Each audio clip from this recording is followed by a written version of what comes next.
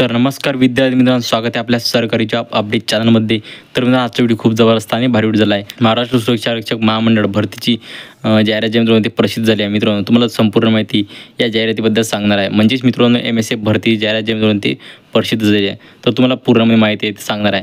आणि मित्रांनो, बॅच क्रमांक कोणकोणते आहे हे पण तुम्हाला सांगणार आहे। आणि मित्रांनो, तुम्हाला जर मेसेज आला असेल मित्रांनो बॅच क्रमांकाचा, तर खूपच आनंदाची बातमी आहे मित्रांनो तुम्हाला। आणि मित्रांनो, तुम्हाला जर चांगली माहिती वाटली असेल तर मला एकदा कमेंट करून नक्की सांगा। तर मित्रांनो, तुम्हाला याच्यामध्ये कागद पडताळणी कशाप्रकारे करायची ही पण तुम्हाला पूर्णपणे माहिती देईल आहे। तर मित्रांनो, तुम्ही जरा स्किप न करता आजचा व्हिडिओ ते पूर्णपणे बघा। तर मित्रांनो, तुम्ही तर आता टेलिग्राम जॉईन नसेल तर टेलिग्राम जॉईन करा, कारण की मित्रांनो तिथे तुम्हाला PDF आणि सर्वची माहितीला तुम्ही भरतीची ते तुम्हाला देत असतो। तर मित्रांनो, तुम्ही लवकरात लवकर आपला टेलिग्राम ते जॉईन करून घ्या।